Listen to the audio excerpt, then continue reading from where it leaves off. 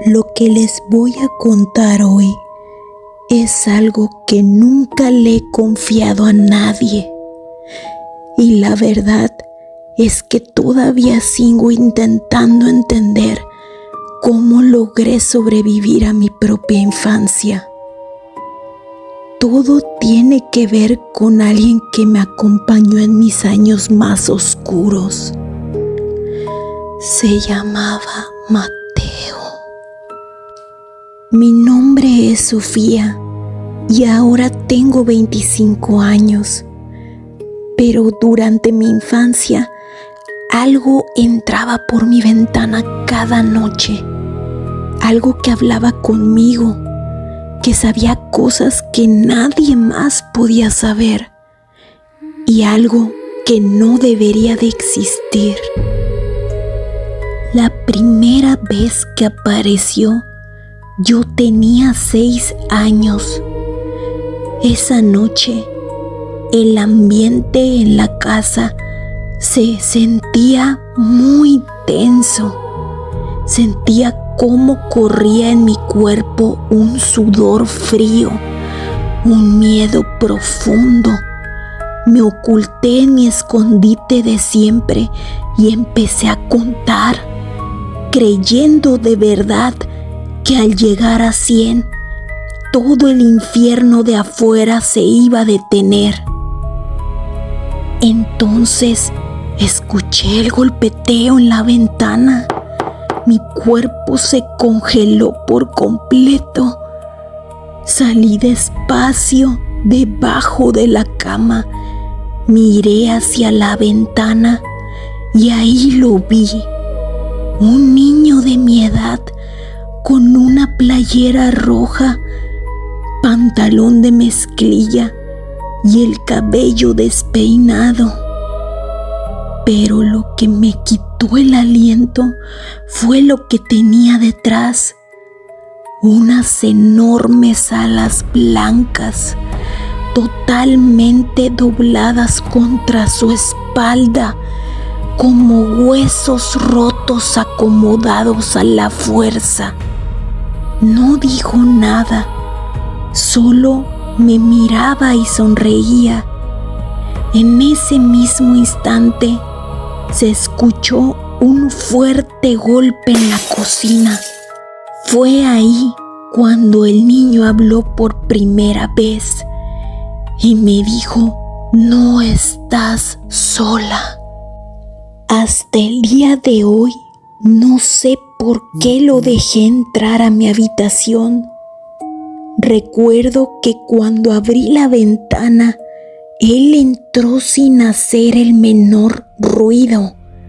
Un segundo estaba afuera y al siguiente ya estaba sentado a la orilla de mi cama, como si ya conociera el cuarto, como si hubiera estado ahí toda la vida. Esa noche conversamos durante horas. Mateo sabía mi nombre. Sabía cuánto tiempo llevaban peleando mis padres. Y conocía el rincón exacto donde yo guardaba mis juguetes y mis colecciones secretas. Sabía cosas que yo jamás le había confiado a nadie. Pero yo era una niña asustada y solitaria. No me importaba cómo lo sabía, solo me importaba que estuviera ahí. Durante ese momento de mi infancia, él fue lo único seguro que tenía en mi vida, mientras todo lo demás a mi alrededor se caía a pedazos. Eso sí, Mateo jamás hablaba de él. Si le preguntaba dónde vivía o a dónde iba, me cambiaba el tema. Recuerdo que una noche insistí tanto que se quedó callado por un largo rato. Me miró fijo y me dijo: "Voy a donde siempre he estado, más cerca de lo que crees". Sinceramente, no podía entender qué significaba eso. Y la verdad es que ya no le volví a preguntar porque me daba miedo de saber qué tan cerca estaba como para aparecer afuera de mi ventana. Los días pasaron con los mismos problemas de siempre, pero hubo una noche en que todo cambió. Fue cuando cumplí los 11 años y fue la peor pelea que recuerdo. Mi padre estaba completamente fuera de control y por primera vez sentí el terror real de que uno de nosotros no iba a salir vivo de esa casa. En medio del caos, escuché la señal de siempre en la ventana. 3 golpes, 2 más. Corrí a mi cuarto y Mateo ya estaba dentro, pero esta vez no sonreía, se veía tenso. Me miró y me dijo de golpe: mañana vendrá alguien, pero cuando llegue el momento tendrás que ser valiente, así que no huyas esta vez. Yo empecé a sentir un vacío horrible en el estómago. Le pregunté si volvería el día siguiente y tras un silencio que parecía durar una eternidad, me dio una respuesta que me dolió como un abandono. Ya no me vas a necesitar. En ese instante, la puerta de mi cuarto se abrió de un golpe. Mi padre entró gritando: ¿con quién demonios estás hablando? Volteé asustada, pero Mateo ya no estaba. Él siempre desaparecía cuando alguien más entraba. Mi padre no dijo nada, solo me miró con una furia que jamás le había visto en esos ojos. Ojos que ahora parecían como los de una persona que ha perdido la razón. Cerró la puerta de golpe y escuché cómo se fue alejando por el pasillo. Yo intenté dormir esa noche, pero simplemente no podía, porque esa frase sonaba cada rato en mi cabeza. Ya no me vas a necesitar.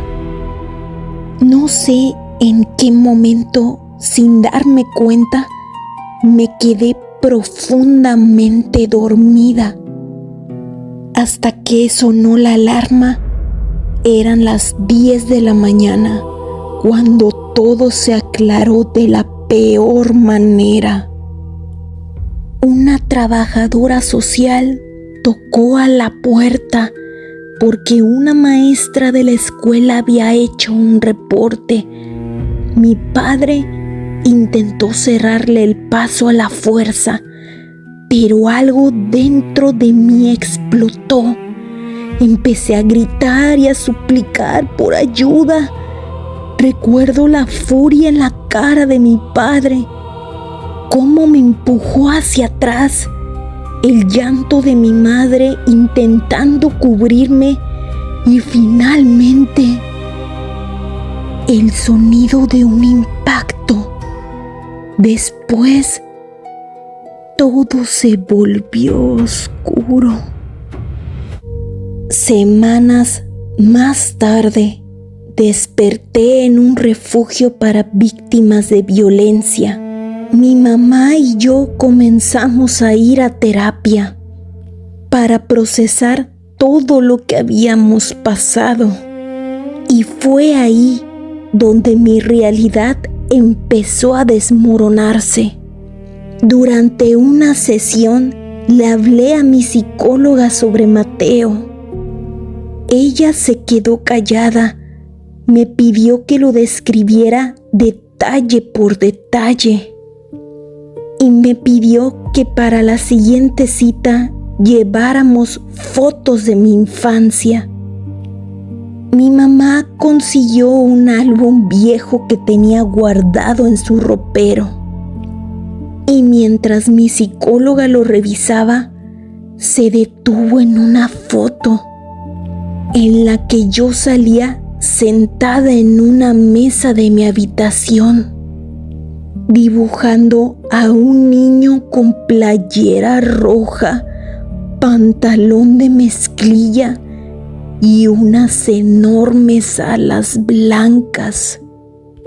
Recuerdos borrosos me vinieron a la mente, yo misma diciéndole a mi mamá que él era mi amigo, que jugaba conmigo todo el tiempo y que venía a verme cada cierto tiempo. Mi mamá, al ver que yo contemplaba la fotografía, intervino con una sonrisa triste, los ojos llenos de lágrimas.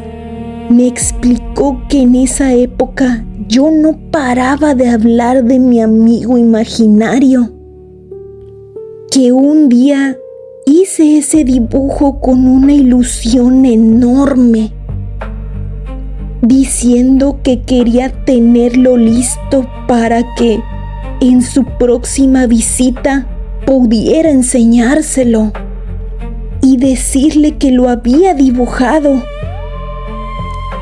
El estómago se me vino abajo. Mi mamá, llorando, me confesó que todo inició cuando las peleas fuertes con mis padres comenzaron. Me dijo que yo siempre estaba en mi cuarto hablándole a la nada durante horas, hasta que un día simplemente dejé de hacerlo. La psicóloga me explicó que la mente de un niño es capaz de crear mecanismos de defensa extremos para sobrevivir al dolor y el miedo profundo. Me miró a los ojos y me dijo: Mateo no venía de afuera.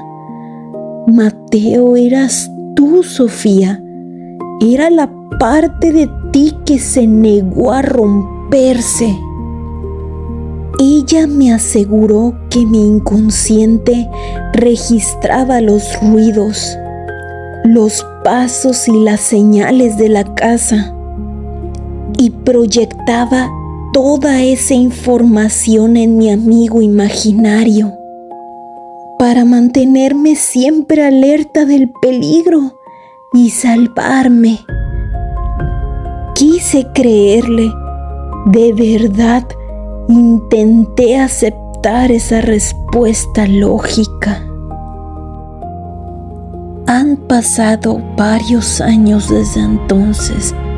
Irónicamente, hoy soy yo la psicóloga.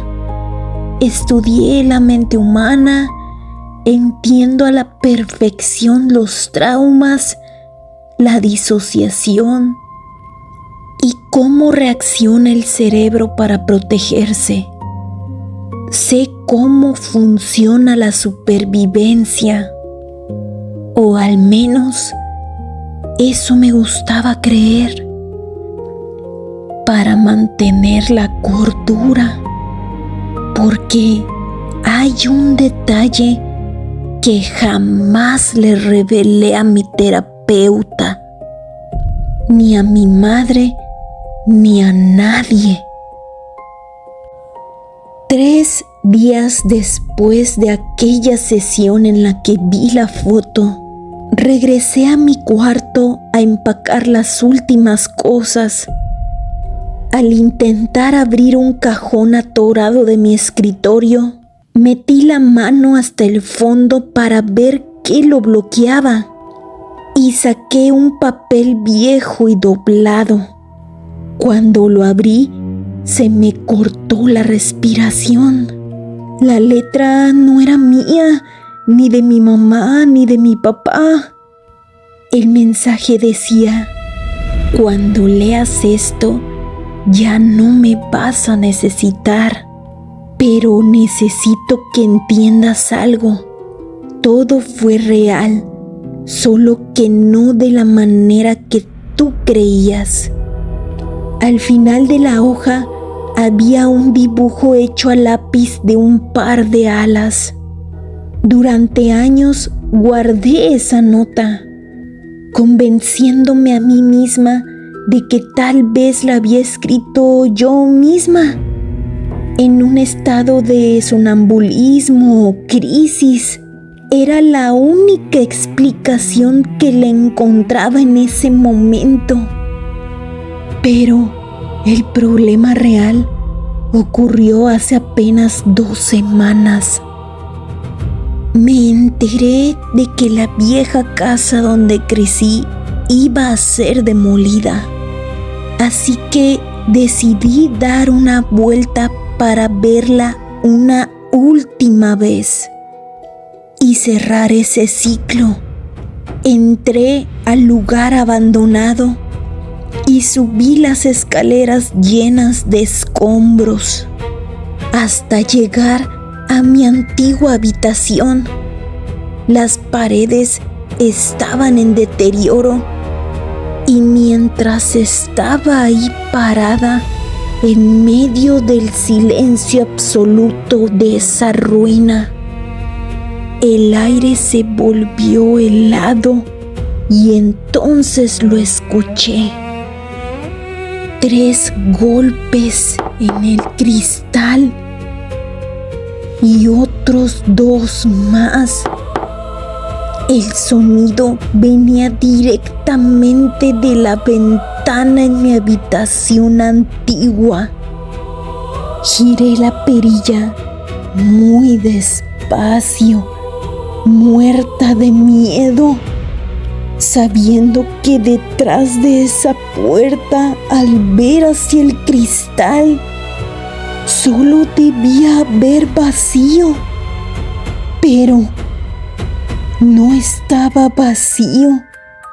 Del otro lado de la ventana, sentado justamente en el borde de ella, había un niño mirándome fijamente con una playera roja. Me estaba sonriendo exactamente igual que hace años cuando era una niña, como si hubiera estado esperando pacientemente a que regresara.